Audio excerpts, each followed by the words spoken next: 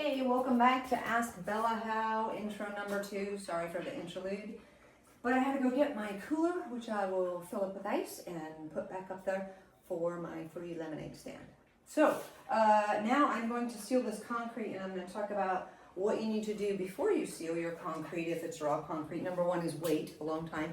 So that's been done, and I know I have a smooth surface here, and I know I've cleaned it really well. So, this is Mila, the guard dog right there, and during the interlude, while I brought down the cooler after I brought it inside, there was a palmetto bug out here on my ceiling somewhere because it is 4 o'clock in the morning or something. But I want to get this sealed before daylight, and I also want to paint my roof with a pool paint so that I don't have any leaks or anything. Since it's freshly clean, you got to get it done. Once you clean it, get the next part done so you don't have to clean twice. Okay, so I just want to introduce you to a few tools that I use because of my disabilities that are not labeled as such. So, all right, this is my handy dandy hedge trimmer, part of my 3-in-1 kit. So you can do things with batteries instead of dragging things around. And it's not that heavy, so women can use a small hedge trimmer. Because as you can see, I have some small hedges right here. And so it's very easy to just trim them real quick with this battery. So it's also very dangerous. I do have a permanent nerve injury in my finger from muscle failure. So make sure you're not tired when you use this. So I cannot use it today, but I just wanted to show you how easy it is to just lift and trim. Super easy, but I have an extension cord there and I don't want to make a mistake. So, battery operated, lightweight, easy to use. All right, I'm going to put that down somewhere out of the way.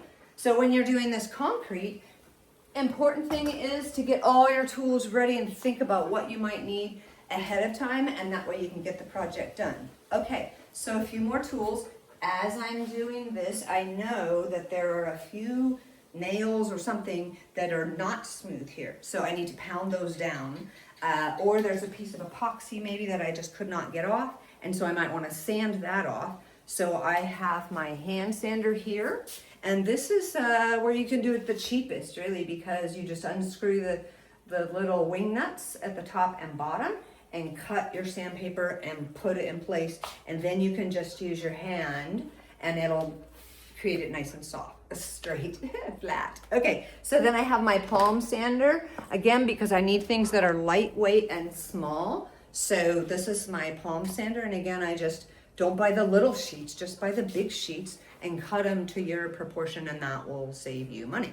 Okay, so then I have my broom, my mop, I have a screwdriver and hammer, and I have all my flat tools. So as I'm removing anything left, I have an assortment of scrapers, and then I have an assortment of cutters.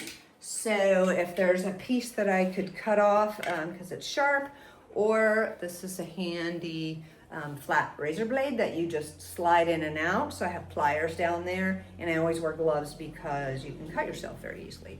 Then I have one of the cheap small snap-off cutters, and so when you have these, I'll show you my bigger one. When you have these, this is the bigger one. So if you have something more difficult and you don't want to risk it, you need to use the bigger one. And so they're all adjustable in one way or another.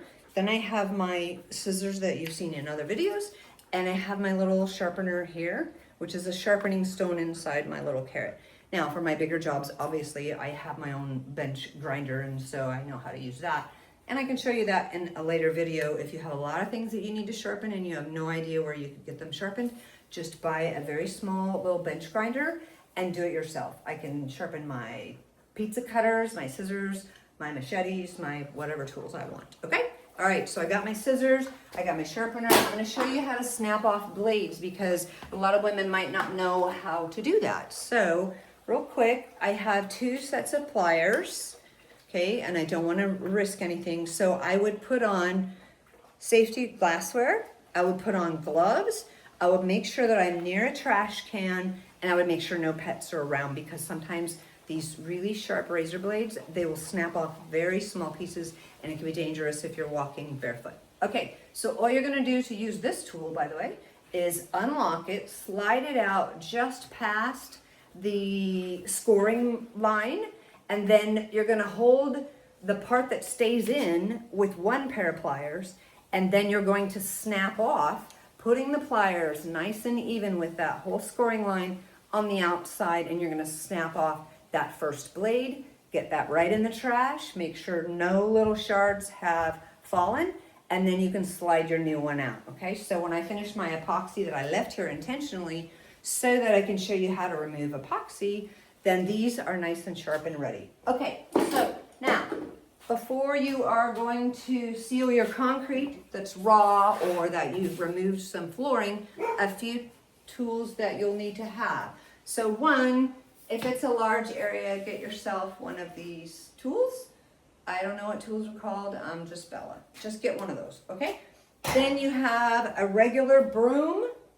Mine is broken off because one of the local guys helped me and I have no idea why they can't sweep right. So, I'll tell you how to sweep later if you don't know. I have another brush to get off any dirt. And then of course I hosed it down and then I mopped it. A little thing about mops. Men buy the most ridiculous sponge little mops that tells you they have no intention of making the floor really clean because those things don't work. The thing you need to do is be able to pick up a lot of stuff with your mop and get rid of it quickly and then again and again so that the dirt gets out, not just pushing it around. Okay, so this is my favorite kind of mop. So it pulls up and down and then it turns to twist. So whatever fingers I'm able to use, I can twist it and get the water out. And then you just push it down a little bit out of the little clicker that helps you if you're crippled, and it slides down. These thingies are replaceable. They're not easy. It's difficult, and I have to have somebody else do it. But they are the only kind of mop that I can use. So they also helped to clean this all up. All right, after you've scraped off everything and you want to seal it, you're going to mop it. Then you're also going to use, if it's concrete, and I have it out here in a bucket just because I don't want it anywhere nearby, that in there is a gallon of muriatic acid. And so muriatic acid works way better. You're not going to bother using bleach. You're not going to bother using anything else on this except muriatic acid mixed with water. Always wear gloves, and you're going to mop it using that mop that I just showed you, and in a bucket that is low and flat, and you're going to wear safety wear. Okay, so you're always going to wear some kind of rubber gloves, at least I do, especially if you're going to use that. So I've already mopped it with my muriatic acid. You're going to put the water in the bucket first, and then you're just going to pour in a little bit of muriatic acid. Then you're going to stand back because it emits fumes. Okay, so I got my gloves on now. I'm ready to seal. So I've already mopped with that. I'll put that back in the corner. Even though I'm not done, even though I still am going to show you how to do that section, this is all the section that's out in the rain. So I want to seal it now, regardless of what I intend to do with it in the future, because I don't want it to mold. But one caution is once you seal concrete like this, if it gets rained on, it's slick because it beads, at least for a while, it will bead up just like a car that's been waxed, okay? So I will end up, once the sealer is nice and dry, once the sun comes up, I'm gonna put my two little turf rugs here before the pool guy comes in because it can be slick, especially when it's raining. So I'll put those down temporarily and then I'll figure out what I'm gonna do. Okay, so aside from this project, there's a few more that I wanted to talk about today. So I'm gonna move my camera.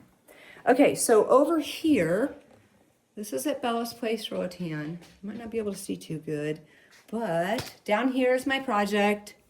And that is a drain because all that water comes off of those stairs. Those stairs are pebbled very nicely for traction. But the water comes down, and if you don't drain it, it comes across my epoxy floor, and then it's very slick on this epoxy floor, which is why we had on the outside where the rain comes, we did have some silicone in there for grip. Okay, so they put this drain in, and that's the original caulking that I took out, or my helper took out, and I got a little bit on the sides, okay? So I need to re-caulk this.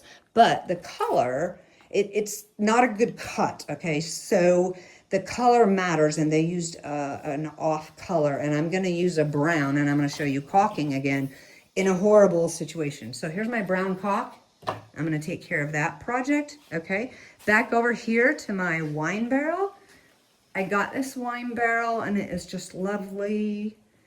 But over time, it needed to be redone. So my buddy that was house sitting, thank you, Tad, sanded it down for me because I can't do that part with my hands. So he got it all sanded down and now it is time to stain it. So I had to put a cork plug inside the hole so that no bees come in, and now I'm gonna stain that. So that's another project I've got to get done. And it is so quiet pre-dawn. And then I'm gonna go up on the roof. And up on the roof, I am going to paint the floor. And that is my wine cellar.